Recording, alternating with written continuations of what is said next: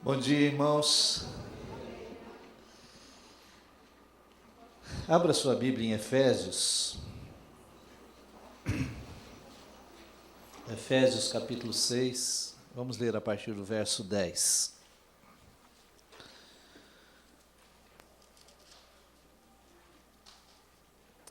Nós estaremos estudando sobre batalha espiritual, a luta contra as forças do mal. Este é um assunto muito polêmico hoje, não é? Existem muitos livros escritos sobre o assunto e nós vamos dar aqui no nosso tempo umas pinceladas e vamos ver um pouco do que a Bíblia diz sobre o assunto. Nós vamos ler Efésios a partir do verso 10 do capítulo 6. Quanto ao mais, sede fortalecidos no Senhor e na força do seu poder. Revesti-vos de toda a armadura de Deus para poderdes ficar firmes contra as ciladas do diabo. Porque a nossa luta não é contra a carne e sangue, e sim contra os principados e potestades, contra os dominadores deste mundo tenebroso, contra as forças espirituais do mal nas regiões celestes. Portanto, tomai toda a armadura de Deus, para que possais resistir no dia mau, e depois de terdes vencido tudo, permanecer inabaláveis. Estai, pois, firmes, cingindo-vos com a verdade, e vestindo-vos da couraça da justiça. Calçai os pés com a preparação do evangelho da paz, embraçando sempre o escudo da fé, com o qual podereis apagar todos os dardos inflamados do maligno. Tomai também o capacete da salvação, a espada do Espírito, e a espada do Espírito, que é a palavra de Deus, com toda a oração e súplica, orando em todo o tempo no Espírito, e para isto vigiando com toda a perseverança e súplica por todos os santos, e também por mim, para que me seja dado no abrir da minha boca a palavra, para com intrepidez fazer conhecido o mistério do Evangelho, pelo qual sou embaixador em cadeias, para que em Cristo eu seja ousado para falar, como me cumpre fazê-lo. Amém. Amém. Bem, queridos, as Escrituras afirmam a existência e a realidade das forças espirituais. Batalha espiritual é uma realidade. Todos nós estamos envolvidos nela. É verdade que muitos estão alheios a ela, desapercebidos, não reconhecem o mundo espiritual à sua volta, e por isso muitas vezes são facilmente enganados pelas trevas. Então é importante que nós estejamos atentos às verdades da palavra de Deus sobre a realidade da batalha espiritual. Nós encontramos esta realidade presente tanto no Velho Testamento como também no Novo Testamento.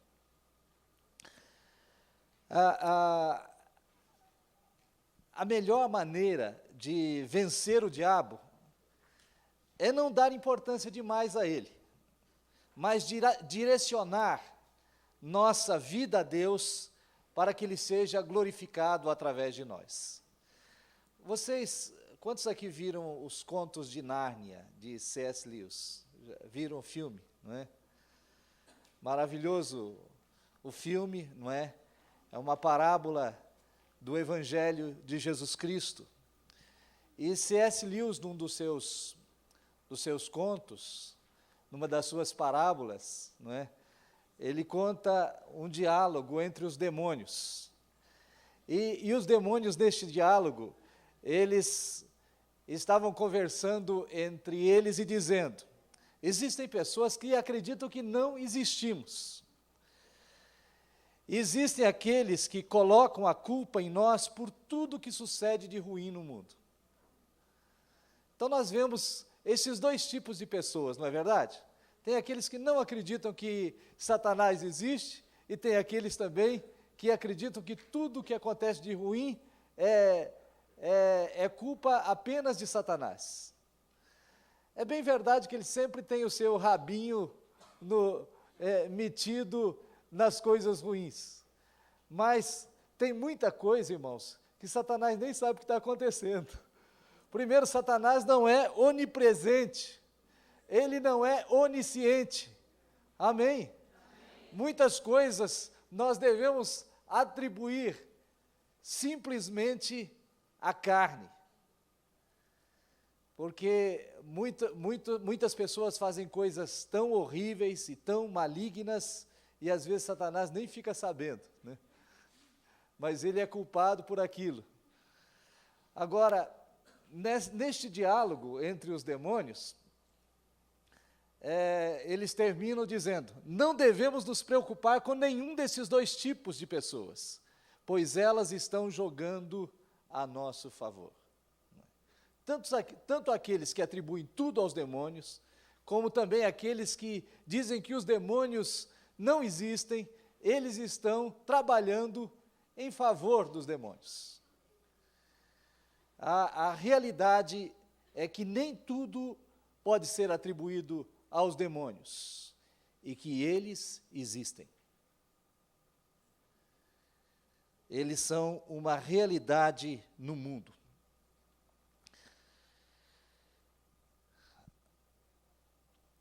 Efésios 6:11, ele diz assim: revesti-vos de toda a armadura de Deus, para poderdes ficar firmes contra as ciladas do diabo. A nossa luta não é contra carne e sangue, mas contra principados e potestades e contra os dominadores deste mundo tenebroso, contra as forças espirituais do mal nas regiões celestes. Paulo está descrevendo aqui com toda clareza que a nossa luta não é contra pessoas, não é contra carne e sangue, não é contra pessoas humanas, é contra pessoas sim, mas pessoas espirituais, que são os demônios, não é? Então, nós devemos canalizar a nossa luta contra eles. E quando nós lutamos contra os demônios, nós também estamos lutando contra aquilo que facilita o acesso de demônios na nossa vida, que é contra a carne e contra o sistema mundano governado por Satanás. Amém? Os inimigos, esses nossos inimigos, eles têm vários nomes. Então eu gostaria que nós víssemos alguns dos nomes deles. Aqui estão nomes do líder dos demônios, não é? Que é chamado de Satanás, diabo, maligno, e tem nome também de demônios que estão, que a Bíblia cita. Então Satanás, que quer dizer o adversário, ele não é adversário de Deus. De Deus ele é inimigo, ele é nosso adversário. Porque, irmão, Satanás não pode combater contra Deus. Ele não pode entrar numa luta com Deus. Vamos botar Deus de um lado do ringue e Satanás do outro lado do ringue, não é? Então, essa luta não existe. Porque Deus, só de olhar para Satanás, ele fulminaria Satanás, não é? Então essa luta não existe, mas ele é nosso adversário, ele luta contra nós. A batalha não é entre Deus e o diabo, mas entre nós e o diabo. E a batalha acontece na nossa mente. É a batalha entre a verdade e a mentira. Satanás quer nos impingir a mentira, mas nós temos que estar firmados na verdade, e então venceremos de fato a batalha. Ele é chamado também de diabo, que quer dizer acusador. Não é? Ele é alguém que está sempre trabalhando para nos acusar na nossa mente. Ele não pode mais nos acusar diante de Deus, depois nós vamos falar sobre isso. Então, ele nos acusa na nossa mente. E ele tenta todos os meios para nos derrotar. Eu lembro que uma vez eu estava no final de culto aqui em Lagoinha, há muitos anos atrás, e então eu vi sentado no banco, lá no templo antigo ainda, via sentado no banco um rapaz assim, com um semblante bem descaído. Parecia que uma tristeza profunda tomava conta daquele rapaz. E eu me assentei ao lado dele e tentei compartilhar Jesus com ele. Mas eu vi que não adiantava, aquele rapaz estava possuído por demônios. E então eu comecei a repreender os demônios dele. Então o demônio se manifestou e disse assim: quem é você para me expulsar daqui? Eu conheço os seus pecados. E eu respondi prontamente para ele: eu sei que você conhece os meus pecados. Ele é um bisbilhoteiro mesmo, né? Eu sei que você conhece os meus pecados, mas eles estão lavados no sangue de Jesus. E quando eu disse isso, ele começou a estribuchar, não é, no corpo daquele rapaz e a dizer assim: sangue de Jesus não, sangue de Jesus não. Eu falei: então sai em nome de Jesus. Então ele saiu daquele rapaz, o rapaz ficou livre, e então eu pude compartilhar Jesus com aquele rapaz. Não é? Mas ele é nosso adversário, e ele é nosso acusador. Ele tenta confundir a nossa mente para que nós não possamos vencê-lo, para que nós possamos fazer o jogo dele. Outro nome que é usado para Satanás na Bíblia também é Beelzebu. Beelzebu quer dizer Senhor das moscas.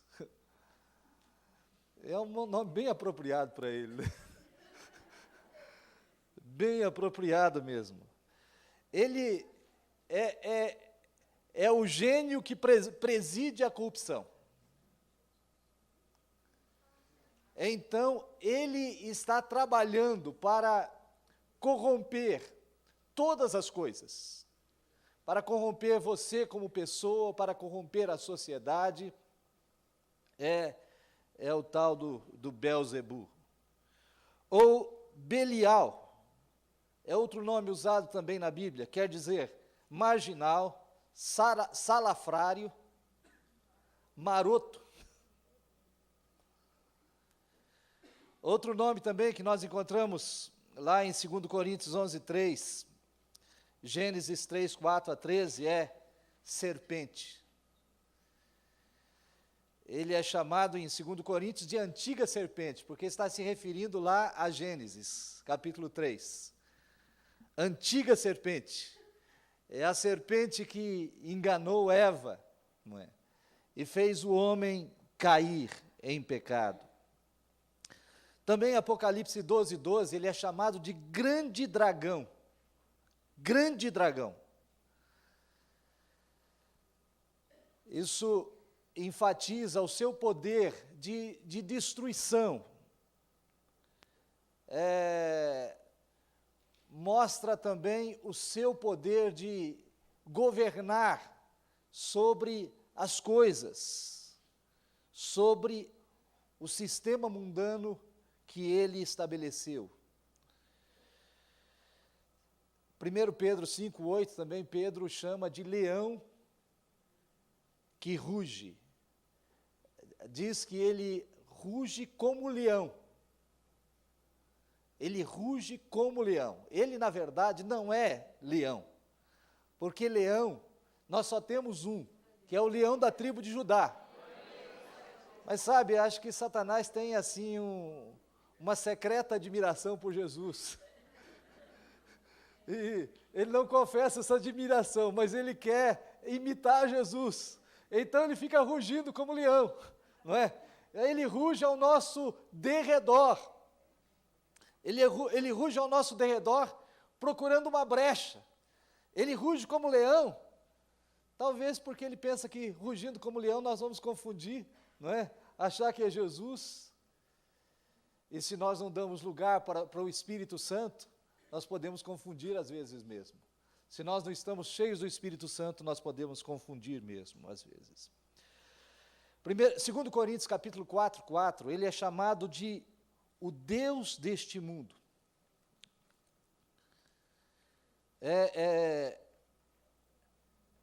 É o poder que se opõe ao verdadeiro Deus, por isso ele é chamado o Deus deste mundo. A Bíblia diz, em 1 João, que o mundo jaz no maligno. Esse sistema mundano que aí está, jaz no maligno. Outro nome que é dado é maligno. Outro nome que é dado para um dos demônios é Apolion, que significa destruidor. E, por fim, príncipe deste mundo. Aqui estão alguns nomes, mas eu gostaria de chamar a atenção ainda para um outro nome, que não está aí na lista, mas que eu considero importante nessa questão de batalha espiritual. Está aqui em Efésios capítulo 6, versículo 12. Porque a nossa luta não é contra o sangue e a carne, e sim contra os principados e potestades, ou autoridades malignas aqui, não é? Contra os dominadores deste mundo tenebroso. A palavra que Paulo usa aqui é cosmocrator, que era um termo militar usado entre os gregos. Esta palavra era usada para descrever um grupo no exército grego que era encarregado das estratégias de guerra. Os especialistas em estratégia de guerra no exército grego, eles eram chamados de cosmocrator.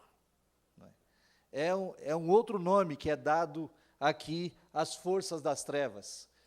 Provavelmente, quase que certamente, Paulo esteja se referindo a uma classe de demônios que são especialistas em estratégias de guerra, que são especialistas em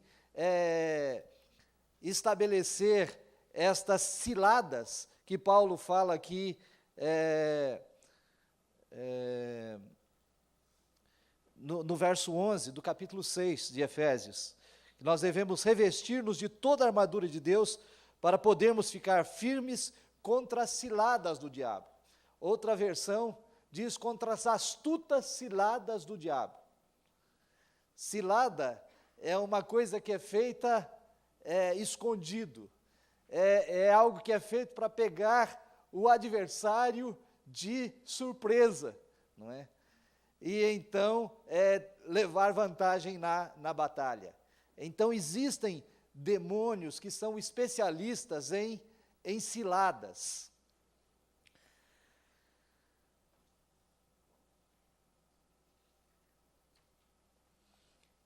Outro nome que é dado também é príncipe da potestade do ar. Príncipe da potestade do ar.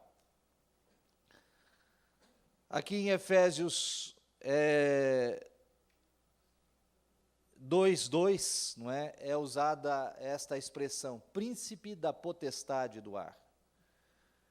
Ambos os títulos, tanto aquele de Efésios 6:12, não é? Principados e potestades, como esse príncipe da potestade do ar, aqui se refere diretamente ao diabo mesmo.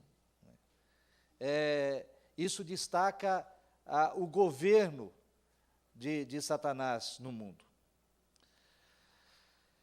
E a Bíblia, Jesus também o chama de assassino e de mentiroso, em João 8:44.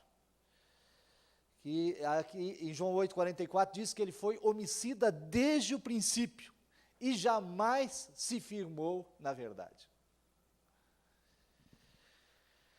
Então deu para termos uma ideia dos nomes que a Bíblia usa para os demônios.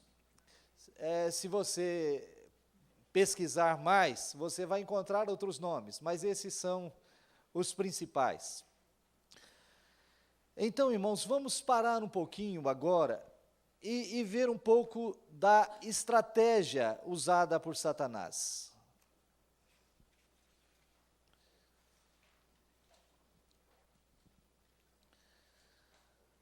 Uma estratégia usada por Satanás é a ignorância e a cegueira. Esta estratégia, irmãos, é terrível, porque mantém as pessoas totalmente indefesas à ação das trevas.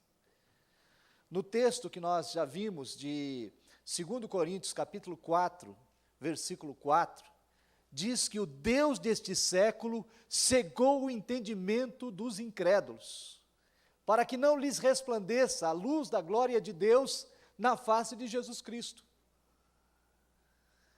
Porque Satanás mantém os olhos espirituais dos homens cegos, para que eles não vejam a luz da glória de Deus na face de Jesus Cristo, porque se virem a luz da glória de Deus na face de Jesus Cristo, eles vão crer. Amém? Então, uma das nossas orações é para que Deus tire esta ignorância e esta cegueira. O pecado, irmãos, na nossa vida, ele faz com que a ignorância e a cegueira seja mantida em nós.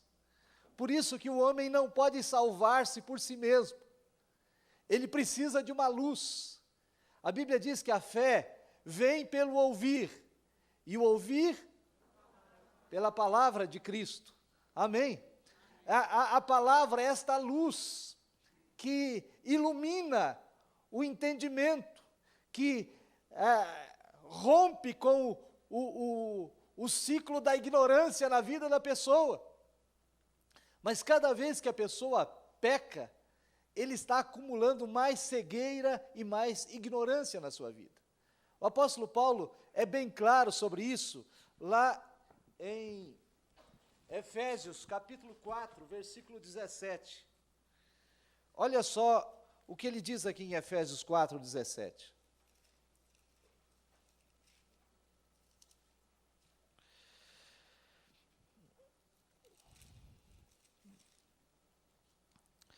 Isto, portanto, digo, e no Senhor testifico, que não mais andeis como também andam os gentios, na vaidade dos seus próprios pensamentos, obscurecidos de entendimento, alheios à vida de Deus, por causa da ignorância em que vivem, pela dureza do seu coração, os quais, tendo se tornado insensíveis, se entregaram à dissolução, para com avidez cometerem toda sorte de torpeza. Olha aqui como isso é um ciclo. O pecado é como uma bola de neve. Ele começa com a vaidade dos próprios pensamentos. Daí ele obscurece o entendimento. A pessoa fica alheia à vida de Deus. O seu coração se endurece, se torna insensível. E então as pessoas se entregam à dissolução, para com avidez cometerem toda sorte de impureza. A ignorância e a cegueira, então, é uma terrível estratégia de Satanás para impedir que as pessoas ou andem em Deus ou até conheçam a Cristo. Agora, isso pode funcionar. Isso funciona tanto em incrédulos como em crentes. Porque crentes podem andar cegos também em um determinado momento da vida deles? Podem. Paulo está escrevendo aqui para crentes. E ele diz assim: isso, portanto, digo, e no Senhor testifico, que não mais andeis como andam os gentios. Ele está dizendo que crentes não podem andar como gentios, porque se andarem como gentios, eles serão acometidos desta ignorância e desta cegueira, e o coração deles vai perder a sensibilidade, não vai mais perceber a vida de Deus, não vai perceber mais o mundo espiritual à sua volta, não vai mais perceber nada, vai ficar cego. Infelizmente, irmãos, porque existem muitos crentes que não andam cheios do Espírito Santo, nós temos muitos crentes cegos e ignorantes. Mas isso não é o normal nosso. Amém? Isso não é o normal nosso. O normal é nós estarmos sendo guiados pela unção que está dentro de nós. É lógico que, até no meio do pecado, a unção que está dentro de nós, ela continua sinalizando para nós. Ela continua sinalizando. Mas se nós deixamos que o pecado continue na nossa vida, nós vamos sendo embrutecidos.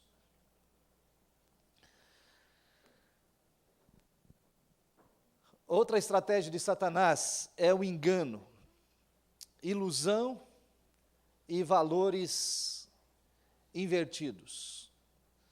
Satanás, ele emprega ideias universalmente aceitas para convencer os homens de que suas sugestões ardilosas são válidas. Por exemplo, hoje é politicamente correto você dizer, você admitir o homossexualismo como um terceiro sexo. Eles falam em terceiro, em quarto, em quinto, falam nas maiores aberrações. Mas essa não é a verdade da Escritura. A Bíblia diz que Deus criou macho e fêmea. Não tem um sexo intermediário. Mas a pressão da mídia, a pressão do que tudo que é falado na mídia, então nós começamos a pensar, podemos até começar a pensar que existe um terceiro sexo que nós temos que admitir. Nós temos que amar os homossexuais, é verdade que temos que amá-los.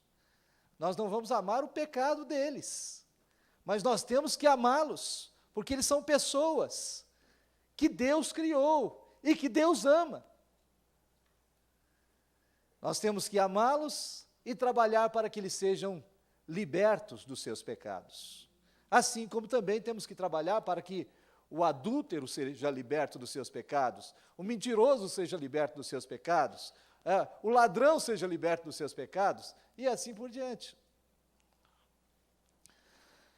Então, o engano e os valores invertidos, não é? Eles estão dentro do sistema mundano que Satanás estabeleceu aí. E então, muitas vezes, nós podemos ser levados por esses enganos, por esses valores invertidos, se o nosso coração não estiver firmado na palavra de Deus, se nós não estivermos iluminados pelo Espírito Santo.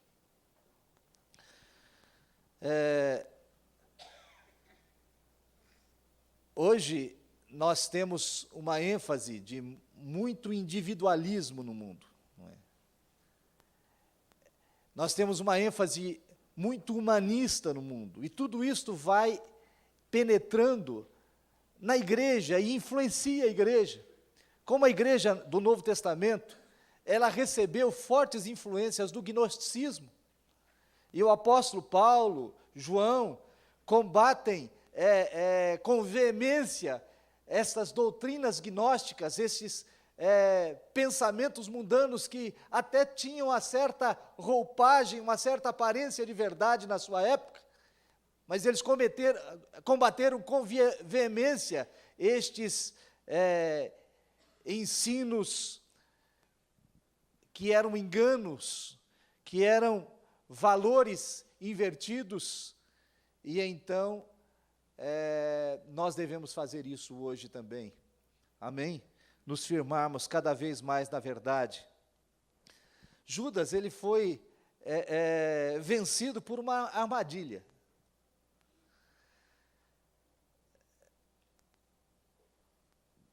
Provavelmente Judas queria que Jesus se levantasse, não é? E agisse como o Messias que os judeus esperavam. Porque os judeus esperavam o Messias que viesse lutar contra os inimigos de Israel. O Messias que arrancasse a espada e vencesse os inimigos de Israel. O Messias que lutasse contra os seus inimigos. Mas o Messias que veio não era muito do gosto de Judas e dos judeus da sua época. Era o Messias que dizia que devíamos amar os nossos inimigos, que devíamos dar a outra face. Mas o padrão que estava estabelecido do Messias desejado era o Messias que enfrentasse os inimigos. E este padrão parece que influenciou tanto Judas, que alguém até sugeriu que Judas traiu Jesus para tentar forçar Jesus a se levantar contra os seus inimigos. Porque talvez, pode ter passado pela cabeça de Judas, que se Jesus visse a morte pela frente, visse que ele estava sendo realmente ameaçado, então ele iria reagir.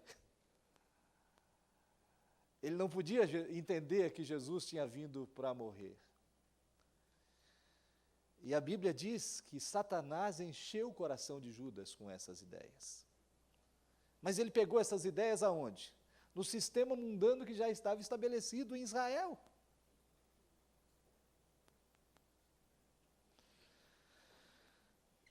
Amém?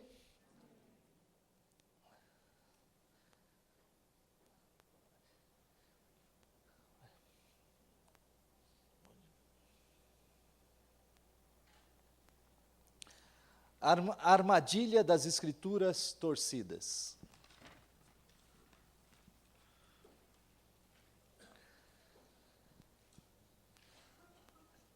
Mateus capítulo 4. Quer ver? Mateus capítulo 4.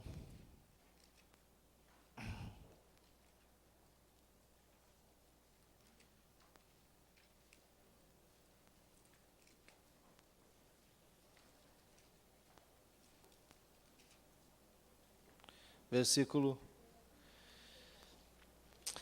Vamos ler do verso 4 em diante. Verso 3 em diante. Então o tentador, aproximando-se, lhe disse: Se és filho de Deus, manda que estas pedras se transformem em pães. Jesus, porém, respondeu: Está escrito. Vamos dizer juntos? Não só de pão viverá o homem, mas de toda palavra que procede da boca de Deus. Jesus estava dando o exemplo aqui de como viver, não é? Pela palavra de Deus. Esse é o principal alimento nosso. Se o pão faltar, esse não pode faltar. Amém? Porque é o alimento que vai nos sustentar realmente na batalha. É o pão de Deus, o pão do céu. A palavra de Deus. Então o diabo o levou à cidade santa.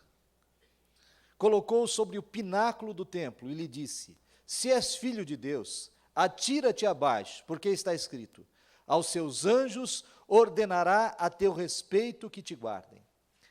E eles te sustentarão nas suas mãos, para não tropeçares em alguma pedra. Olhem só, irmãos, que atrevimento. Satanás cita a palavra de Deus para tentar confundir Jesus.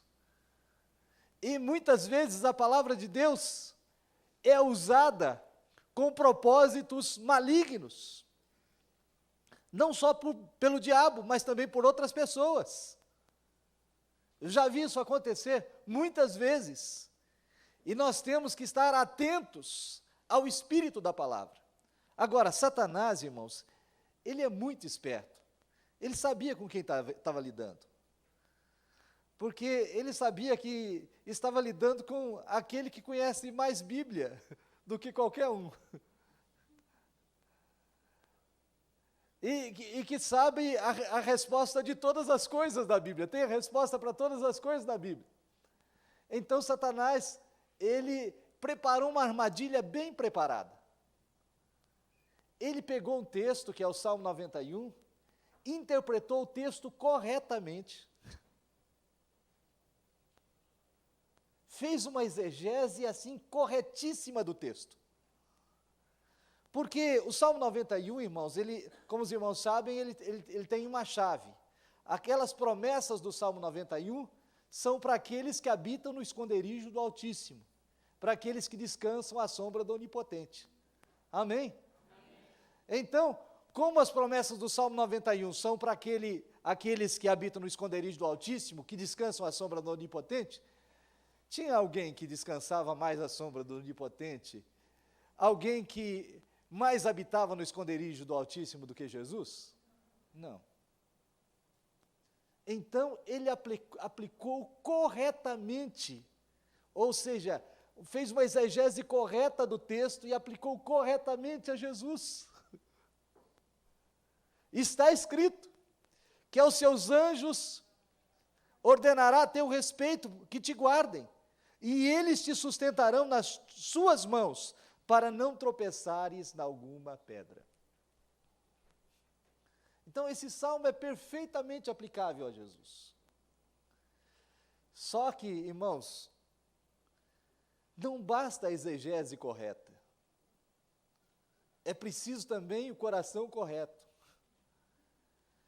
E Jesus discernia o coração de Satanás. Discernia aonde Satanás queria chegar. Sabia que Satanás não estava obedecendo a Bíblia, ou querendo que Jesus obedecesse a palavra de Deus. Sabia que o propósito de Satanás era outro.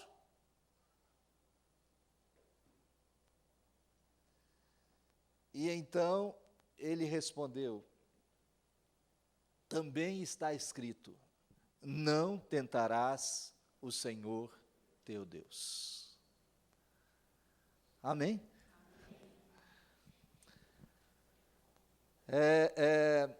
O apóstolo Paulo, em Atos 17, 11, ele fala dos bereanos. E os bereanos, eles eram nobres, porque Paulo pregava, e então eles iam lá na Escritura e conferiam para ver se era assim mesmo. Hoje tem muita gente que engole tudo que ouve, não é? Engole tudo que ouve. Eu já vi pregação, irmão, que todo mundo estava, glória a Deus, aleluia, e a pessoa que estava no púlpito estava falando um monte de besteira. Mas quando eu falo uma besteira, assim, com eloquência, quando eu falo uma besteira, assim, dando ênfase na minha voz, então, muita gente engole. Mas nós não podemos agir assim. Irmãos, crente não pode ir à igreja sem Bíblia. Você tem que conferir. Amém? Conferir, ver se é assim mesmo. Isso não é desconfiança. Nós temos dois modos de conferir o que está sendo ministrado. Nós temos um sistema de conferência interna, não é? Que é o Espírito Santo que habita em nós, e temos um sistema de conferência externo, que é a palavra de Deus, que depende também desse sistema de conferência interno. Amém? Então, quando nós estamos ouvindo a palavra de Deus, irmãos, nós temos que estar atentos e conferindo a palavra de Deus, para que nós não sejamos enganados pelo diabo. Deus nos deu todos os recursos para nós não sermos enganados. Nós só vamos ser enganados se nós quisermos, se nós não estivermos atentos, se nós não prestarmos atenção.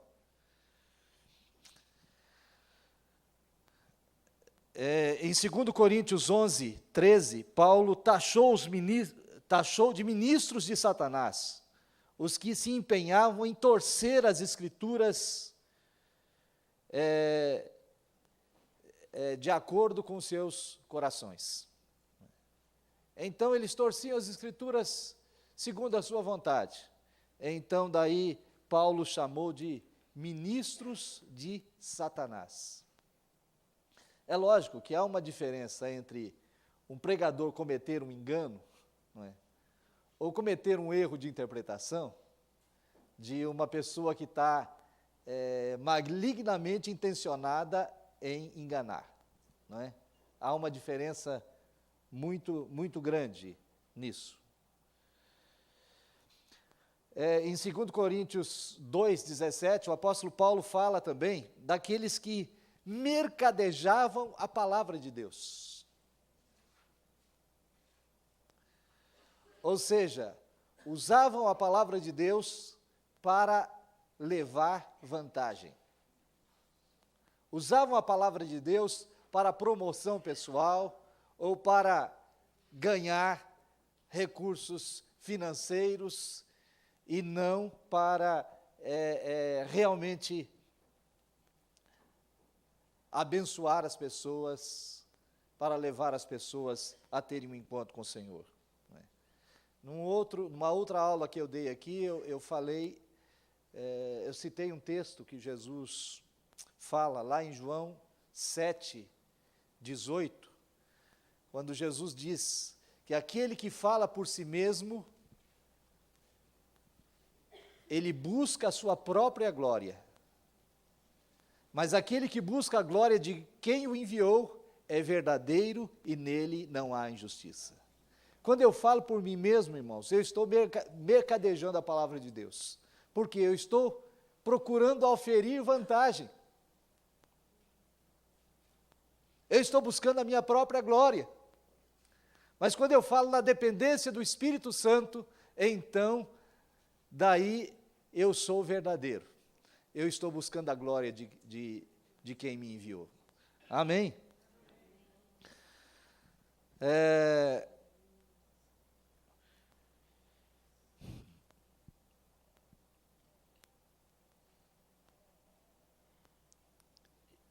Existem toda espécie de seitas, irmãos, que convencem seus adeptos pela deturpação da Bíblia. Existem deturpações grosseiras, como, por exemplo, o Evangelho segundo Allan Kardec. É uma deturpação grosseira do Evangelho de Jesus Cristo. Aquelas conclusões que Allan Kardec chegou a elas, foram conclusões claramente inspiradas por Satanás, e não pelo Espírito Santo. E por causa disso, muitas pessoas têm sido enganadas. Jesus fala daqueles que roubaram a chave do conhecimento, que se apossaram da chave do conhecimento. Jesus está se referindo aí a escribas, que se apossaram da chave do conhecimento. Eles disseram: nós temos o conhecimento, nós temos a sabedoria, se você quiser entrar no reino de Deus, você tem que passar por nós. E torciam as Escrituras, e levavam as pessoas ao legalismo, e não à verdade de Deus. Nós poderíamos citar aqui muitas seitas, não é um estudo de heresiologia aqui, nós poderíamos citar muitas seitas, mas nós não vamos entrar no mérito disso.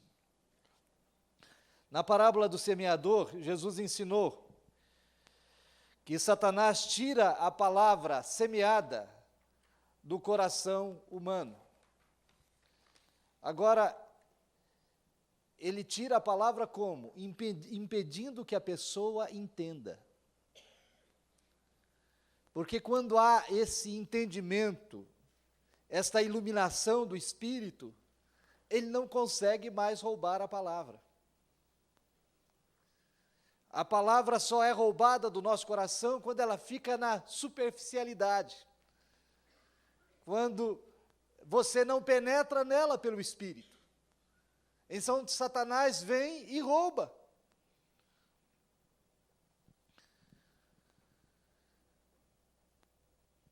Outra coisa terrível também que Satanás usa são as armadilhas dos prodígios, do poder, da prosperidade.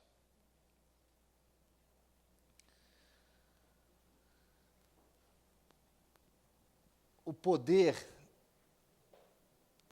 os prodígios, a prosperidade são uma armadilha. E quando eu falo de prodígios e poder, eu também me refiro ao poder de Deus manifestado na nossa vida. Porque os dons e a vocação de Deus, elas são sem arrependimento. Tem muita gente que tem dom, mas não tem o caráter trabalhado por Deus. Tem dons espirituais e operam prodígios, operam maravilhas. E pensam, puxa, desse modo eu estou seguro. Se Deus fez isso através de mim, se Deus curou um cego através de mim, se Deus curou, expulsou um demônio através de mim, então eu estou seguro. Isso é sinal de que eu sou um santo. Isso é sinal de que eu estou salvo. Mas Jesus disse que naquele dia muitos chegarão para Jesus e dirão assim, Senhor, em teu nome nós fizemos muitas maravilhas. Em teu nome nós expelimos os demônios. Mas ele lhes dirá, nunca vos conheci. Apartai-vos de mim, vós que praticais a iniquidade. Outro engano também é pensar que porque nós somos prósperos, porque Deus está nos abençoando, e está nos abençoando, porque as coisas estão chegando para nós, então está tudo bem, mas isso pode ser uma armadilha. O autor de Eclesiastes, que escreveu, não foi? Não me dê nem a riqueza, nem a pobreza. Não me dê a riqueza para que eu não venha esquecer de ti. E nem a pobreza para que eu não venha a blasfemar de ti. Mas o apóstolo Paulo tem uma outra frase, que é a frase daquele que já conhece Jesus. É a frase daquele que já tem o Espírito Santo habitando nele. E esta frase é, aprendi a viver contente em toda e qualquer situação. Amém? Sei tanto a passar por escassez e fome, como também a ter abundância. Os santos precisam saber administrar a vida deles em qualquer situação, para que nós não caiamos nas armadilhas que a prosperidade ou a falta dela possam nos trazer. Amém? Amém. Amém. Se eu tenho bastante, então eu devo distribuir. Se eu não tenho, eu também devo abençoar outros, porque a Bíblia fala na graça de dar. O apóstolo Paulo cita os irmãos da Macedônia, que eram extremamente pobres, mas que eles tiraram da pobreza deles e deram com abundância. Como pode ser isso? Porque existe a graça de Deus para dar, e ela habita em nós. Se nós atentarmos para ela, nós vamos poder distribuir e abençoar as outras pessoas à nossa volta. Amém? Nós queremos falar agora, pode continuar, como a Bíblia descreve a vitória de Cristo.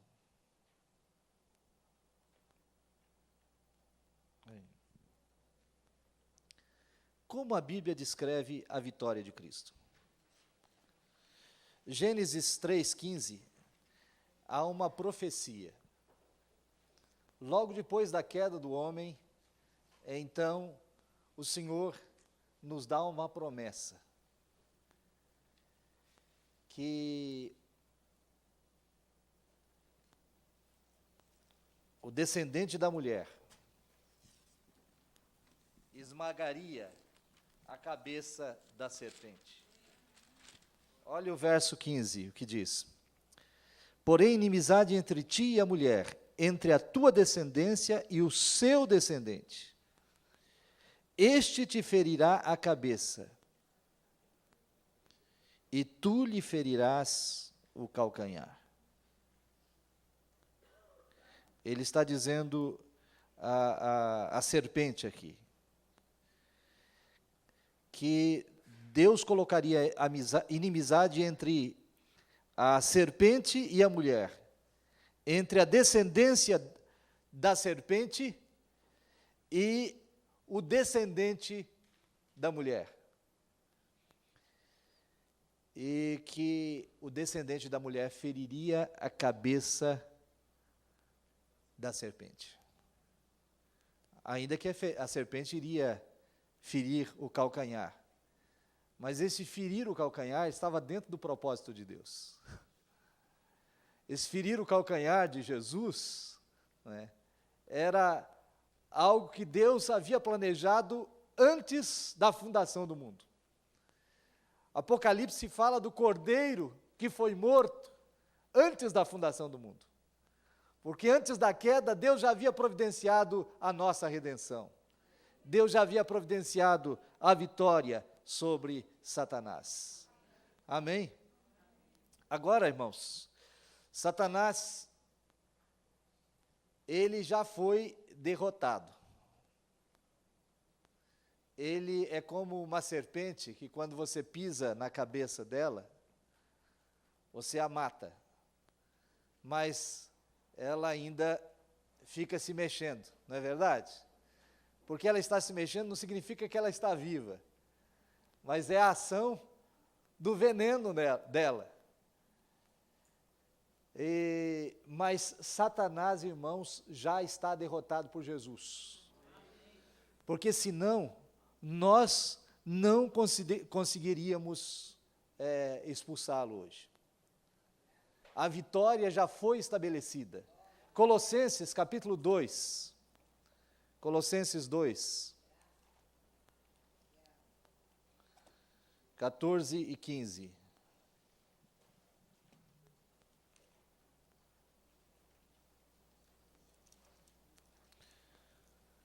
Olha o que diz: tendo cancelado o escrito de dívida que era contra nós e que constava de ordenanças, o qual nos era prejudicial, removeu-o inteiramente, encravando-o na cruz. E despojando os principados e as potestades, publicamente os expôs ao desprezo, triunfando deles na cruz. Antes de Jesus, aliás, vencer Satanás, ele teve que resolver o problema dos nossos pecados. Havia um escrito de dívida contra nós. Não sei quantos aqui já tiveram a oportunidade de comprar fiado no armazém. Antigamente se fazia muito isso. Parece que eu vi uma reportagem que estava voltando a se fazer isso outra vez. Não é? Não é uma coisa muito boa de se fazer, não. Por isso você chega lá no final do mês, tem uma dívida enorme lá que você tem que pagar. Não é? Eu já fiz isso. Né? E chegava lá, tinha o meu escrito de dívida, tinha a caderneta, não é? Toda escrita com as compras que haviam sido feitas naquele mês. Havia um escrito de dívida contra nós. E o escrito de dívida, irmãos, era a lei. O escrito de dívida mostrava que nós éramos culpados, porque a lei foi dada com essa finalidade, para mostrar que nós éramos pecadores, que éramos culpados diante de Deus, para que nós fôssemos, então, guiados a Cristo, que pode nos livrar do pecado. Mas o que Jesus fez com o nosso escrito de dívida? Pegou o escrito de dívida e encravou na cruz. O que significa isso? Isso significa que a nossa dívida foi paga, que a nossa dívida morreu. Amém? A nossa dívida foi crucificada. Então agora, Satanás não pode cobrar mais a dívida de nós. Era essa dívida, irmãos, que dava força a Satanás. Esta dívida que dava poder a Satanás para ficar agindo. E então, depois de Jesus ter resolvido o problema do pecado, no verso 15 diz: e despojando os principados e as potestades, publicamente os expôs ao desprezo, triunfando deles na cruz. Amém? Então, a partir daí o que ele fez? Ele despojou os principados e as potestades. Despojar quer dizer que eles foram, as suas vestes, as suas armaduras foram tiradas.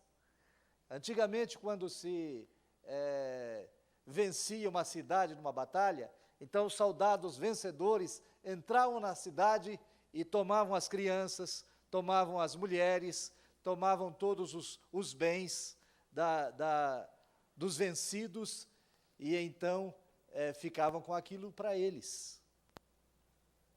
Os vencedores tomavam os despojos dos vencidos. Então, esta foi uma coisa que Jesus fez na cruz. Ele pegou aquilo que estava nas garras do diabo. Aquilo que Satanás dominava, então agora está debaixo das mãos de Jesus. Qualquer pessoa que antes era escravo de Satanás, se agora ela diz, eu quero Jesus, ela é imediatamente livre do domínio de Satanás. Amém? Quando ela confessa que Jesus é o Senhor, porque essa é uma realidade, nós temos que confessar o que já aconteceu. Eu tenho que confessar que Ele é o Senhor sobre todas as coisas. Amém? Porque Satanás, irmãos, é apenas um impostor. É um governo que deu um golpe de Estado, iludindo o coração dos súditos. E os súditos seduzidos o seguiram, e agora o proclamaram como rei, como Senhor. Mas aqueles que proclamam a Jesus como Senhor, estes, o sangue de Jesus os lava. E então Satanás não tem mais poder sobre a vida deles. Lembra da história que eu acabei de contar para os irmãos, não é? Satanás veio me acusar. Eu lembro também de um irmão que ele comia bastante. Ele comia bem. Era até um irmão aqui de Lagoinha. E um dia ele foi na casa de um irmão, aqui para cima, e o irmão tinha preparado um almoço muito bom. E aquele irmão comeu, se empaturrou da comida que o irmão havia feito. E então, depois do almoço, trouxeram um rapaz endemoniado para ele orar e expulsar o demônio.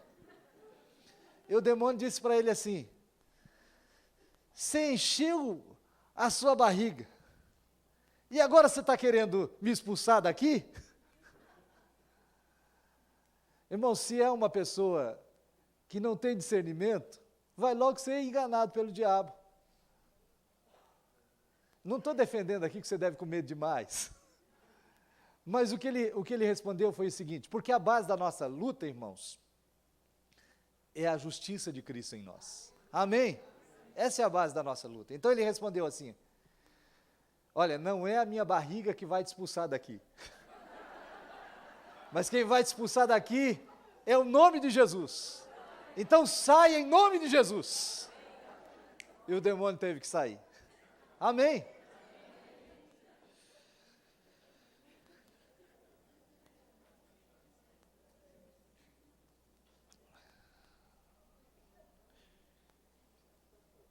Bem, irmãos, Jesus despojou Satanás e seus demônios de todos os seus bens, mas não fez só isso. Diz aqui que publicamente os expôs ao desprezo, triunfando deles na cruz. Sabe o que o exército romano fazia? Depois que vencia uma batalha e voltava para Roma, os romanos, eles ficavam esperando o exército romano para glorificar os generais, glorificar os soldados que haviam vencido a batalha. E então, eles vinham com os soldados vencidos amarrados. E então, o povo estava todo esperando, então o exército passava com os soldados vencidos amarrados. E eles então eram envergonhados ali, publicamente. Essa figura que Jesus está usando, da vergonha pública de Satanás. Irmãos, Satanás começou a ser envergonhado de maneira tremenda na cruz. A cruz é um lugar de vergonha de Satanás, porque é um justo, aquele que não cometeu pecado. Satanás feriu o calcanhar dele. Satanás feriu o calcanhar daquele que era inocente, mas ele não sabia, o bobo, não sabia que ele estava obedecendo a um plano de Deus, para o resgate de todos os homens. O calcanhar de Jesus foi ferido, mas nós fomos resgatados, e nós fomos salvos. Bendito seja o nome do Senhor. Amém?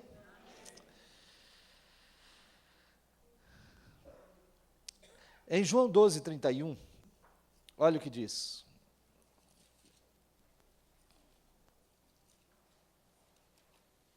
João 12:31.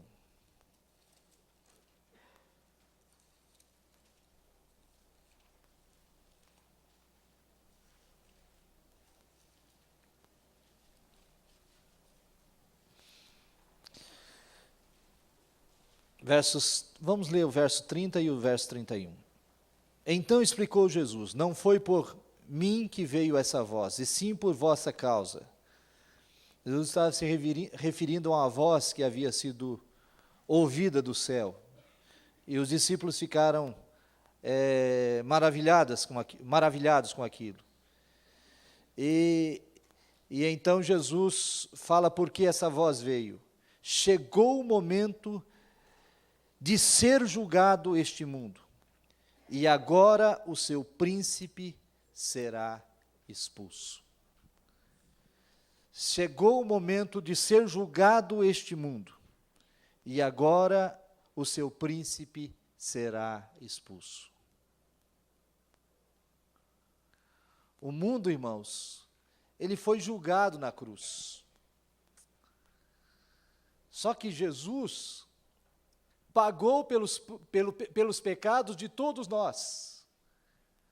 O juízo de Deus que deveria vir sobre o mundo, veio sobre Jesus ali na cruz. E quando isso aconteceu, também foi julgado o príncipe deste mundo. E então ele foi expulso. Expulso da onde? Aqui em João, em Apocalipse, capítulo 12, olha só o que diz.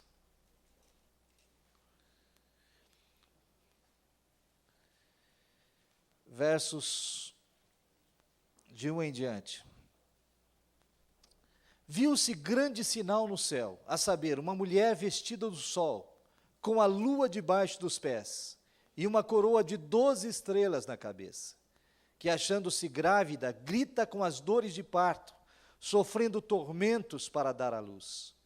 Viu-se também outro sinal no céu, e eis um dragão, grande, vermelho, com 7 cabeças, 10 chifres, e nas cabeças 7 diademas. A sua cauda arrastava a terça parte das estrelas do céu, as quais lançou para a terra. O dragão se deteve em frente da mulher, que estava para dar à luz, a fim de lhe devorar o filho quando nascesse. Nasceu-lhe, pois, um filho varão, que há de reger todas as nações com cetro de ferro.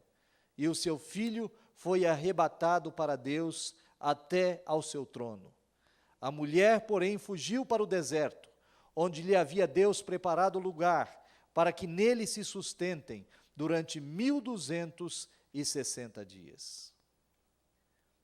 Houve peleja no céu. Miguel e os seus anjos pelejaram contra o dragão. Também pelejaram o dragão e seus anjos. Todavia não prevaleceram, nem mais se achou no céu o lugar deles. E foi expulso o grande dragão, a antiga serpente, que se chama Diabo e Satanás, o sedutor de todo o mundo.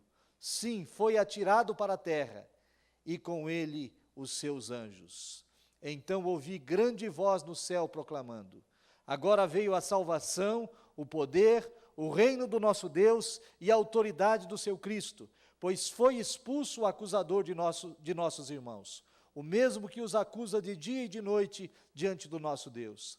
Eles, pois, o venceram por causa do sangue do Cordeiro e por causa da palavra do testemunho que deram, e mesmo em face da morte, não amaram a própria vida.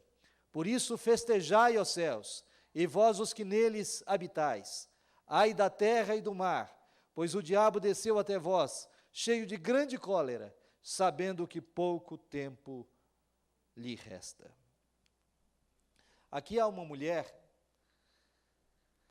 vestida de sol, com a lua debaixo dos pés e uma coroa de 12 estrelas na cabeça. Existem muitas conjecturas sobre o que seja esta mulher, não é? Eu acredito que esta mulher é o povo de Deus, no Velho Testamento. E então, esta mulher está com dores de parto para dar à luz. E quem nasce? Verso 5. Nasceu-lhe, pois, um filho varão. Aqui é João que está escrevendo, irmãos. Em toda a literatura de João, João usa a palavra ruiós, que quer dizer filho maduro, somente para Jesus. Paulo usa ruiós para outras pessoas, Mateus usa também para outras pessoas, mas João só usa ruiós para Jesus. E aqui, o filho varão aqui é o ruiós, é o filho maduro de Deus. Então, certamente, João está se referindo a Jesus aqui. E aqui mostra que quando Jesus foi arrebatado para Deus, até o seu trono, então, o que aconteceu? Verso 7. Houve peleja no céu. Miguel e os seus anjos pelejaram contra o dragão. Também pelejaram o dragão e seus anjos. Todavia não prevaleceram, nem mais se achou no céu o lugar deles. E foi expulso o grande dragão, a antiga serpente, que se chama Diabo, e Satanás, o sedutor de todo o mundo. Sim, foi atirado para a terra, e com ele os seus anjos. Até então, irmãos, Satanás tinha acesso à presença de Deus. A Bíblia fala lá em Jó capítulo 1, que no dia em que os filhos de Deus, os anjos, vieram ter com o Senhor, veio também Satanás entre eles. E então, Satanás teve uma conversa com Deus a respeito de Jó. Aliás, Deus é que começou a conversa a respeito de Jó. Então, Satanás tinha acesso a Deus. Mas agora, ele, com a ascensão de Jesus, ele foi expulso do céu. Ele não tem mais acesso. Porque agora, irmãos, por causa do sangue de Jesus, nós que cremos em Jesus, vencemos a Satanás. Amém? Porque nós fomos lavados no sangue de Jesus, porque nós fomos purificados no sangue de Jesus, então Satanás não tem mais poder sobre a nossa vida. Amém? Amém. E se você se mantém limpo, não é? Ele não vai te enganar. Se você se mantém limpo, ele não vai te seduzir. Se você se mantém limpo e cheio do Espírito Santo, então o entendimento de Deus, a revelação de Deus vai estar perseverando em seu coração. E você vai ser mais do que vencedor sobre todo o intento das trevas.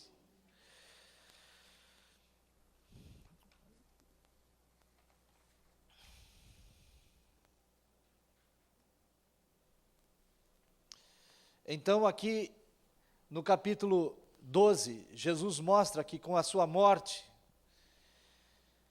e a sua consequente glorificação, não é? A glorificação de Jesus começou com a morte de Jesus, continuou com a ressurreição e culminou com a ascensão de Jesus. Não é? Então, através da sua morte, ressurreição e ascensão, então foi julgado o príncipe deste mundo, e ele foi expulso. Amém? Hebreus 2,14, olha, Hebreus 2,14. É bem interessante esse texto aqui. Visto, pois, que os filhos têm participação comum de carne e sangue, destes também ele igualmente participou, para que por sua morte destruísse aquele que tem o poder da morte, a saber, o diabo. Amém? Então, por sua morte, ele destruiu aquele que tem o poder da morte, a saber, o diabo.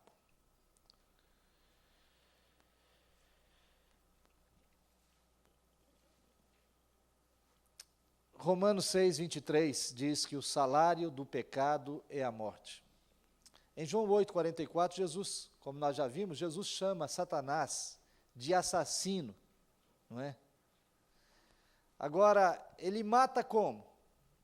Ele mata levando as pessoas a pecarem, porque o salário do pecado é a morte. Vamos ver para frente. O ataque e a defesa do cristão.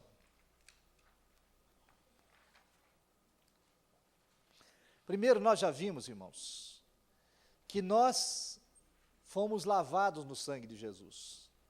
Então, o poder do sangue de Jesus, você não expulsa o demônio dizendo assim, sai pelo sangue de Jesus. Não é assim que você expulsa o demônio. O sangue de Jesus, ele é para purificar os seus pecados. Amém? Agora, se os seus pecados estão purificados, você tem autoridade sobre os demônios. Amém? Se você foi lavado no sangue de Jesus, então você tem autoridade sobre os demônios. Eles não podem resistir a você.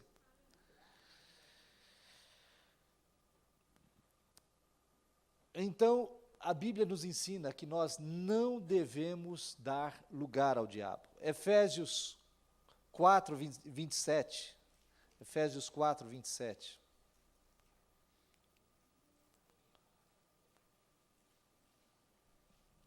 Olha o que diz. Verso 26 e 27. Irai-vos e não pequeis. Não se ponha o sol sobre a vossa ira, nem deis lugar ao diabo.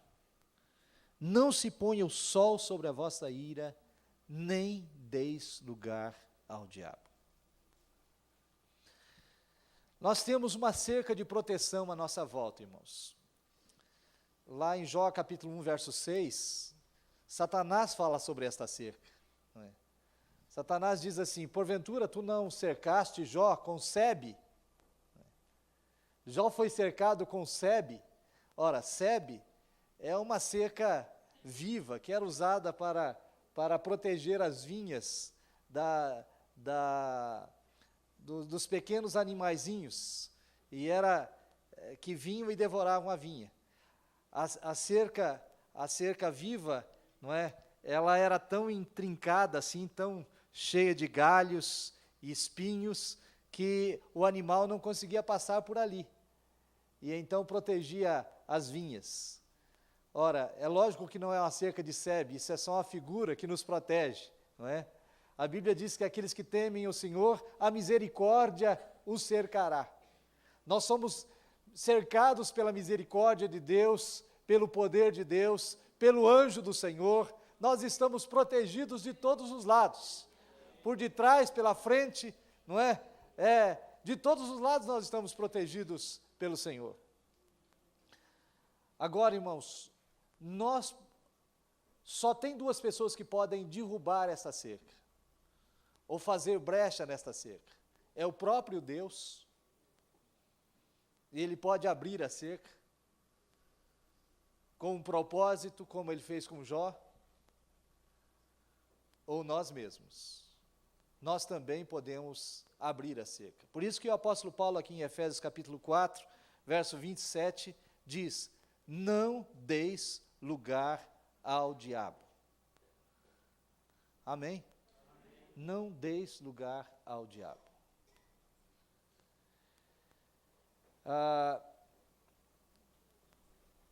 Nós devemos também, irmãos, para vencer, reivindicar a nossa união com Cristo e vestir toda a armadura de Deus.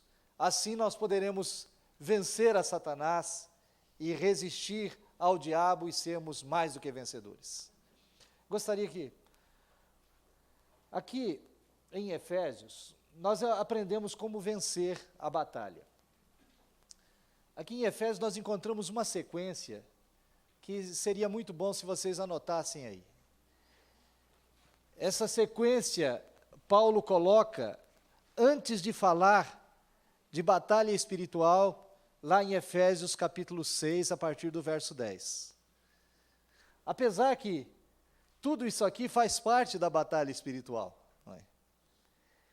E então ele mostra alguns pré-requisitos para alguém entrar na batalha espiritual. O primeiro pré-requisito: nós temos que saber quem somos. E ali em Efésios capítulo 1, a partir do verso 1 até o capítulo 2, verso 10, o apóstolo Paulo mostra que nós somos filhos de Deus, que nós somos escolhidos por Deus, que nós estamos numa posição em relação aos demônios muito superior. Nós estamos assentados em Cristo Jesus nas regiões celestiais. Este lugar onde Jesus está assentado, em Efésios capítulo 1, mostra que é acima de principados, potestades, é acima de qualquer nome que se nomeie. Amém? Então é a posição mais elevada. Jesus está assentado neste lugar, à direita do Pai. E a Bíblia diz, no capítulo 2, que nós estamos assentados em Cristo Jesus nas regiões celestiais. Amém? Então, esta é a nossa posição. Nós temos que saber quem somos para a batalha espiritual. Se nós não sabemos quem somos, nós vamos expulsar demônio como alguns fazem, né?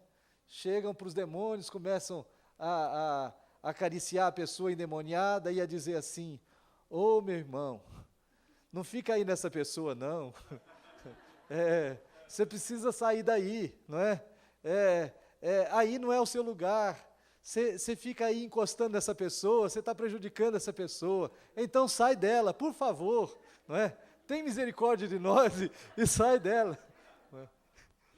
Mas quando nós sabemos quem somos, que nós estamos numa posição acima de principados e potestades, acima das hostes espirituais da maldade, então, irmãos, que nós somos filhos de Deus, nós, sabendo isso, nós temos autoridade sobre os demônios. Amém? Porque, como nós dissemos aqui, irmãos, a batalha espiritual é a batalha da verdade contra a mentira. Amém? E a verdade é que nós somos filhos de Deus, é que somos escolhidos por Deus, estamos assentados em Cristo Jesus numa posição muito superior aos dos demônios, e eles têm que se submeter a nós. Amém? Amém? Quem é que tem que se submeter a nós? É bom ler isso aqui, quem é que tem que submeter a nós? Olha só, capítulo 2,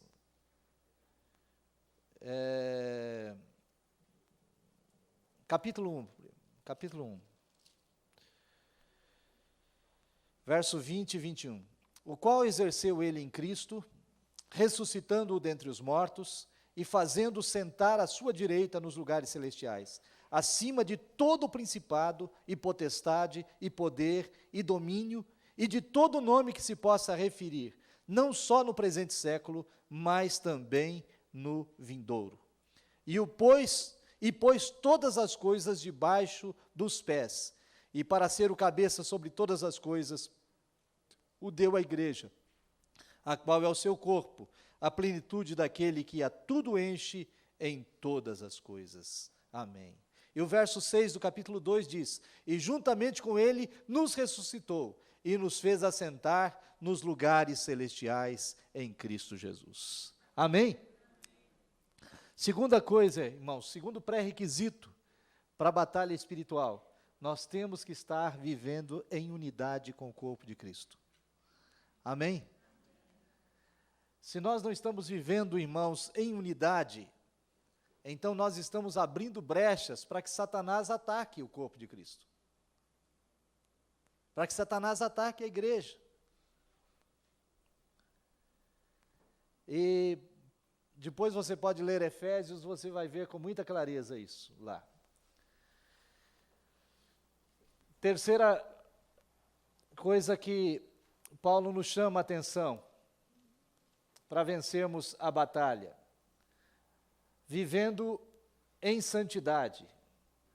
Efésios 4, 17 a 5, 17.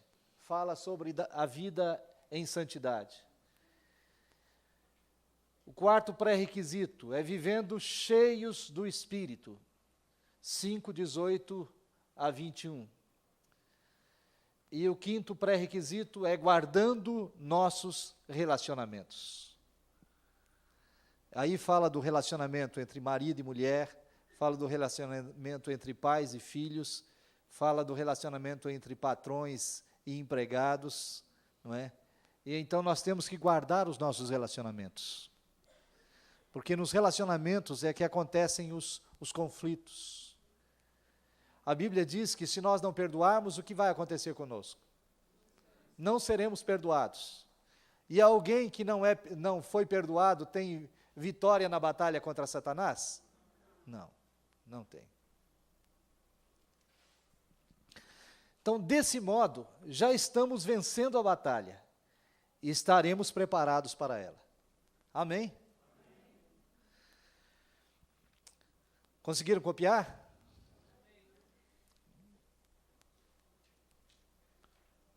1 Pedro 5,9 diz que nós devemos resistir ao diabo.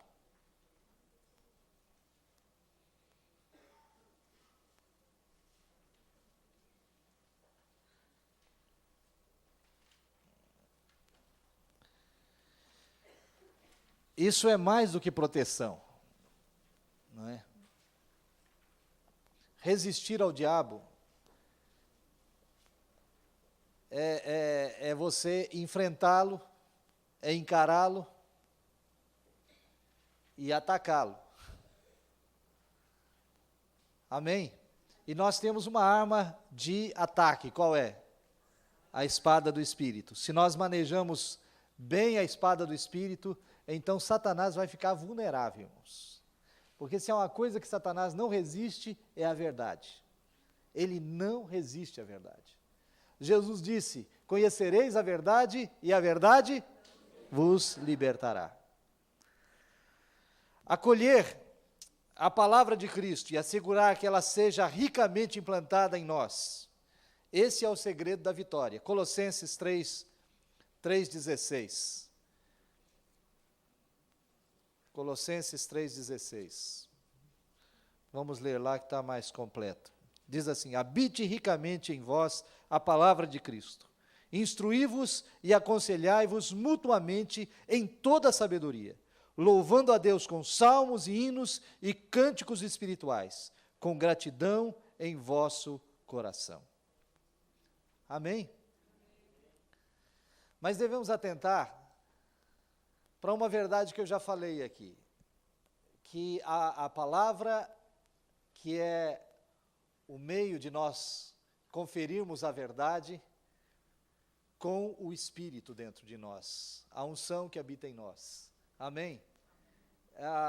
A palavra e a verdade tem que estar, a palavra e a unção tem que estar unidos. A palavra é a semente, e o Espírito Santo, a unção é a água que faz a semente germinar. Amém? Nós só temos entendimento da palavra se nós estivermos unidos ao Espírito Santo. Senão vai acontecer o que diz lá em 2 Coríntios 3:6, que a letra mata, mas o Espírito vivifica. Tem muita gente que tem um conhecimento absurdo da Bíblia, assim, um conhecimento teórico da Bíblia, não é? Uma cultura bíblica, nós poderíamos chamar assim, não é? Mas não tem nada da vida de Deus. No tempo de Moody, havia uma mulher que ela gostava de discutir com os pastores, e ela tinha fama de botar todos os pastores no bolso, discutindo Bíblia, provando que isso não era verdade, que aquilo não era verdade, e então ela botava os pastores todos no bolso. E ela sabia da fama de Moody, que era alguém que levava muitos ateus a Jesus. E ela quis ter um encontro com Moody. Moody disse: olha, eu posso ter uma conversa com a senhora, se a senhora fizer uma coisa. Ela disse: o que é que o senhor quer? Ela disse: eu vou dar um versículo para a senhora meditar durante uma semana. E então, depois que a senhora meditar bastante nesse versículo, a senhora vem e nós vamos conversar. Tá bem? Ela achou: isso é moleza, né? Tá bem, vamos então. Qual é o versículo que você quer que eu medite? E ele citou para ela um texto de Provérbios que diz que o homem que muitas vezes é repreendido, endurece a sua cerviz, ele será quebrantado sem que haja cura. Então, a mulher aceitou o desafio e foi para casa, e Moody ficou lá orando por ela, para a palavra de Deus agir no coração dela, para o Espírito Santo molhar aquela palavra e fazer aquela palavra germinar no coração dela. Uma semana depois, aquela mulher voltou totalmente quebrantada. e aberta para receber a verdadeira palavra de Deus no seu coração. Amém? Amém? Então, irmãos, a palavra tem que estar aliada ao Espírito Santo, para que ela possa funcionar na nossa vida. Nada funciona na nossa vida, irmãos, sem relacionamento com Deus. Nada funciona na nossa vida sem relacionamento com Deus. O entendimento da Escritura não funciona. Alguém disse com muita propriedade, se você lê muito a Bíblia, mas não ora, você vai se tornar um hipócrita. Se você ora muito, mas não lê a Bíblia, ou não estuda a palavra, você vai se tornar um fanático. Então você precisa das duas coisas, da Bíblia e da oração. Amém? A oração no Espírito é outra arma poderosa. Aqui em Efésios, capítulo 6, no final aí depois que Paulo fala da armadura de Deus, Efésios capítulo 6, ele diz o seguinte: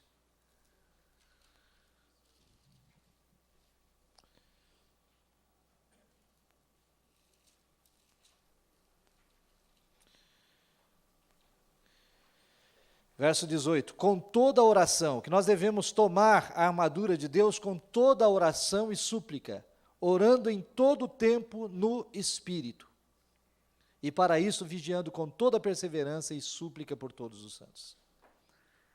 Orando a oração no Espírito.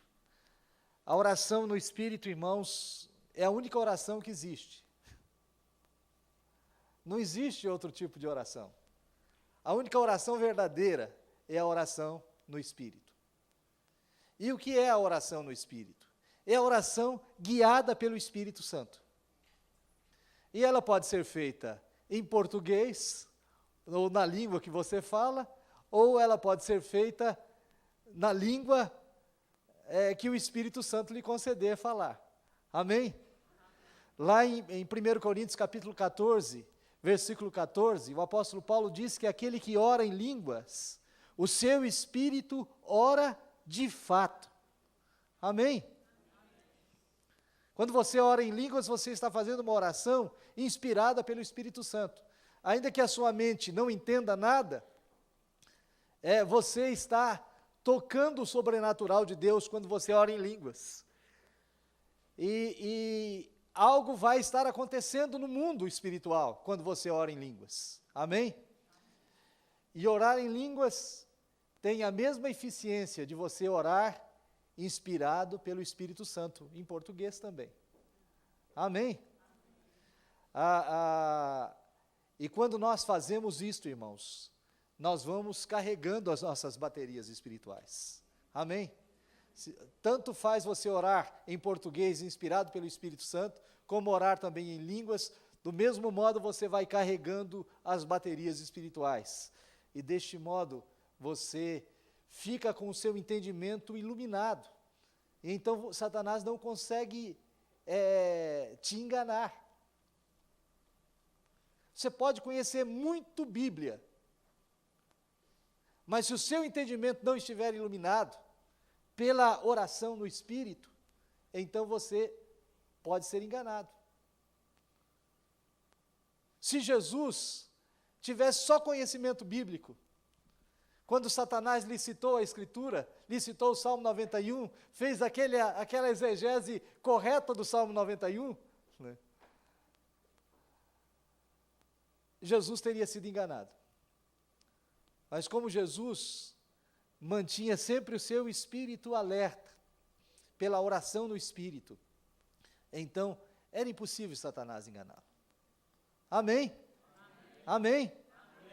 Então a oração no Espírito é fundamental para que nós possamos realmente vencer a batalha. Precisamos buscar assistência do Espírito Santo, para que Ele interceda por nós. Romanos 8, 26, o apóstolo Paulo diz claramente ali, que nós não sabemos orar como convém. mas o mesmo Espírito nos ajuda em nossas fraquezas. Paulo é definitivo lá, não sabemos orar, ou seja, não sabemos nem vamos aprender. Amém? Você não vai aprender a orar. O Espírito Santo não está aqui para te ensinar a orar. O Espírito Santo está aqui para te dar as palavras com as quais você vai orar. O Espírito Santo está aqui para orar através de você, para ser o canal através de você, sendo o canal pelo qual ele se manifesta, pelo qual ele expressa a vontade de Deus. Amém? E essas palavras no Espírito, irmãos, quando caem no mundo espiritual, elas são palavras proféticas. E elas fazem um estrago no mundo espiritual. Fazem um estrago na estratégia de Satanás. Fazem um estrago em tudo aquilo que Satanás armou para te enganar, para te pegar na curva. Agora, orar no Espírito implica em evitar, apagar ou entristecer o Espírito Santo. 1 Tessalonicenses 5,19 diz, não apagueis o Espírito. Efésios 4,30 diz, não entristeçais o Espírito Santo de Deus, no qual fostes selados para o dia da redenção. Nenhum espírito maligno receia orações mecânicas, não é? Eu vou pegar um rosário, não é? E então eu vou, Pai nosso que estás no céu, santificado seja o teu nome, Pai nosso que estás no céu, santificado seja o teu nome, Pai nosso que estás no céu. Essa oração, Jesus disse que não vale nada. Jesus é bem claro quando ele disse que orando não useis de vãs repetições, como gentios. Isso é coisa de pagão.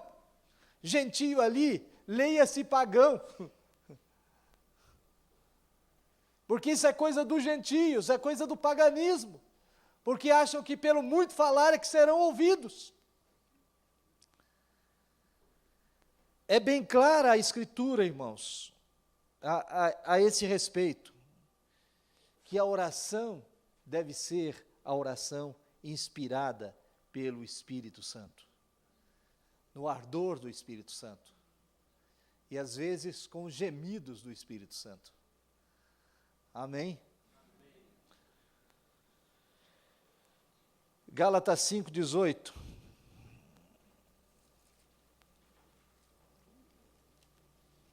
Olha o que diz.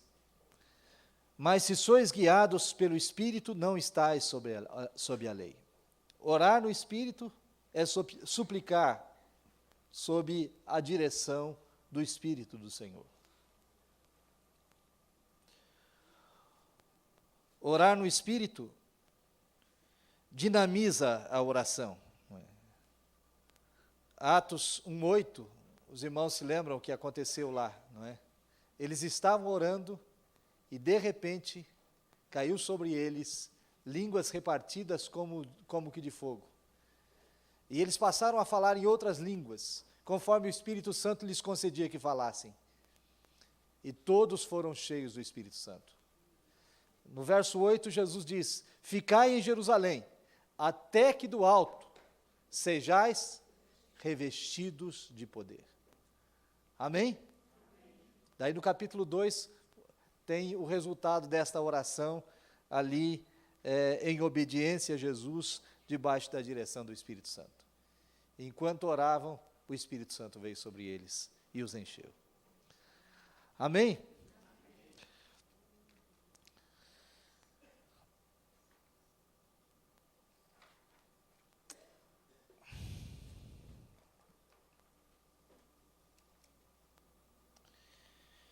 Irmãos, aqui em Efésios,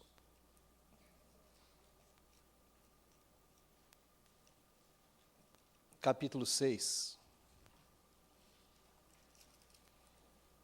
para encerrar,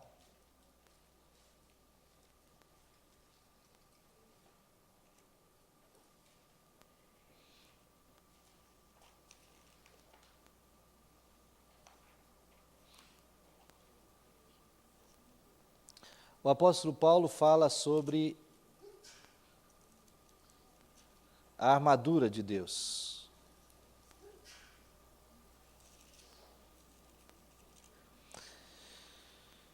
Diz assim no verso 13: portanto, tomai toda a armadura de Deus, para que possais resistir no dia mau, e depois de terdes vencido tudo, permanecer inabaláveis.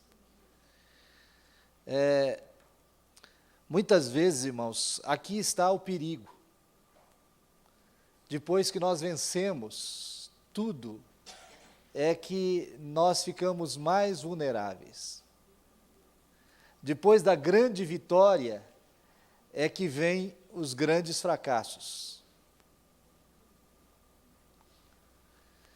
Depois de Jesus ter recebido o Espírito Santo, ele foi para o deserto, e lá ele foi tentado.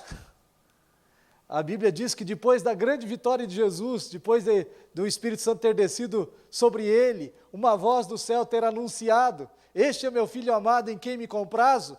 Então ele foi levado pelo Espírito ao deserto para ser tentado pelo diabo. Quem levou Jesus ao deserto para ser tentado pelo diabo? O próprio Deus. Às vezes, Deus permite que isso aconteça conosco. Depois da grande vitória, vem uma tentação. Sabe por quê, irmãos? Vou dizer uma frase aqui, mas vocês não se escandalizem com isso, porque essa é uma verdade. Muitas vezes Satanás é usado por Deus. Deus usa Satanás, porque ele é soberano, ele é todo poderoso, amém? E às vezes Deus usa Satanás para que nós sejamos provados. Ele usa Satanás para que a nossa fé seja aperfeiçoada. Então, depois de uma grande vitória, fique preparado, que muitas vezes vem a tentação. E então você, depois de ter vencido tudo, você precisa permanecer inabalável. Amém? Quantos tiveram uma grande vitória recentemente? Fiquem atentos. Fiquem atentos, fiquem de olhos abertos. Não é? Amém? Não deem lugar ao diabo. Fiquem vigilantes. Jesus disse: vigiai e orai. Ele não disse orai e vigiai, mas ele disse vigiar vem antes de orar. Muitas vezes a gente vai orar depois de não termos vigiado durante muito tempo. Então, muitos absurdos aconteceram na nossa vida depois é que a gente vai orar. Primeiro a gente tem que vigiar. Vigiar é andar segundo a palavra de Deus. Vigiar é andar iluminado pelo Espírito Santo. Amém? E então, orar. E então ele diz aqui como nós podemos permanecer inabaláveis. Verso 14: estai, pois, firmes, cingindo-vos com a verdade, e vestindo-vos da couraça da justiça. Calçai os pés com a preparação do evangelho da paz, embraçando sempre o escudo da fé, com o qual podereis apagar todos os dardos inflamados do maligno. Tomai também o capacete da salvação e a espada do Espírito, que é a palavra de Deus. Estai, pois, firmes, cingindo-vos com a verdade, vestindo-vos da couraça da justiça. Ora, irmãos, essas armaduras, essas peças aqui da armadura, são uma linguagem figurada, para nos falar da proteção que nós temos no Senhor. Qual a proteção que nós temos? É a proteção da verdade, da justiça de Cristo em nós, que nos foi imputada por Cristo pela fé, não é? Nós temos a proteção da preparação, calçai os pés com a preparação do Evangelho da paz. É muito interessante Paulo ter colocado essa palavra aqui, preparação do Evangelho da paz. o que significa preparação do Evangelho da Paz? Sabe por quê, irmãos? Quando nós vivemos uma vida coerente com o Evangelho da Paz, e nós pregamos o Evangelho, aliás, a nossa vida já é uma preparação para o Evangelho da Paz, para que o Evangelho chegue a outras pessoas. Amém?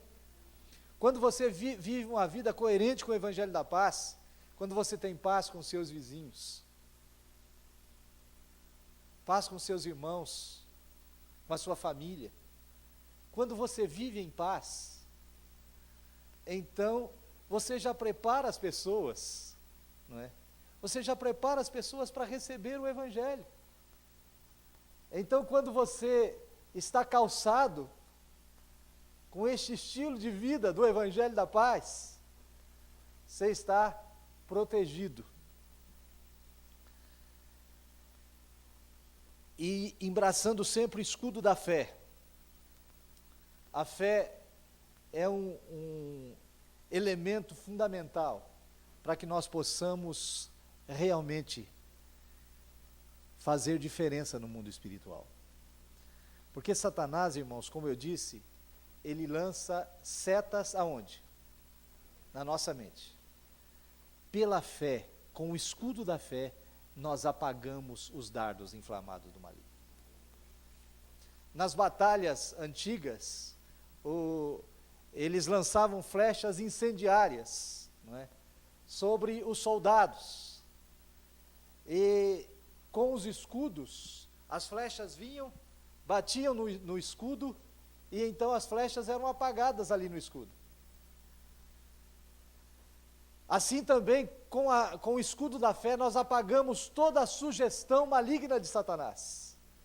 Ela é apagada da nossa mente, por causa da fé, porque nós estamos firmados na palavra de Deus, porque nós estamos firmados na verdade.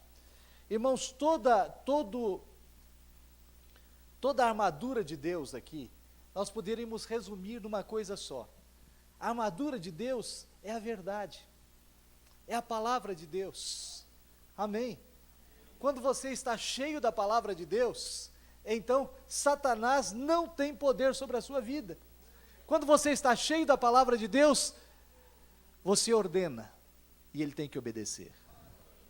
Quando você está cheio da palavra de Deus, você desmascara Satanás. Quando você está cheio da palavra de Deus, você é mais do que vencedor em Cristo Jesus. Amém? A palavra, ela nos protege, e ela é também arma de ataque.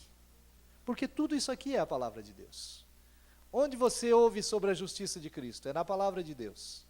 Onde você encontra a verdade? É na palavra de Deus.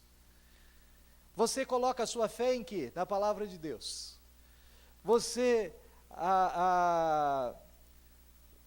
tem o capacete da salvação. O que é o capacete da salvação? É a certeza de que tudo aquilo que a palavra de Deus diz a respeito de você é verdade. Simplesmente isso. É a certeza de que você está salvo em toda e qualquer situação. Foi Oswald Smith, lá de Toronto, pastor lá da igreja de Toronto, que ele disse o seguinte: se alguém pegar uma espada e cortar o meu pescoço, não estará fazendo mal nenhum para mim. Porque, irmãos, nós somos indestrutíveis. Amém? É igual aquele João teimoso. Você já viu aquele João teimoso? Que bate nele e ele vai lá e volta. Então nós somos assim, nós somos indestrutíveis. Ninguém pode nos destruir. Pode destruir esse corpo, mas quem destrói esse corpo pensando que está fazendo algum mal, sabe o que vai acontecer? Nós vamos receber um novo corpo.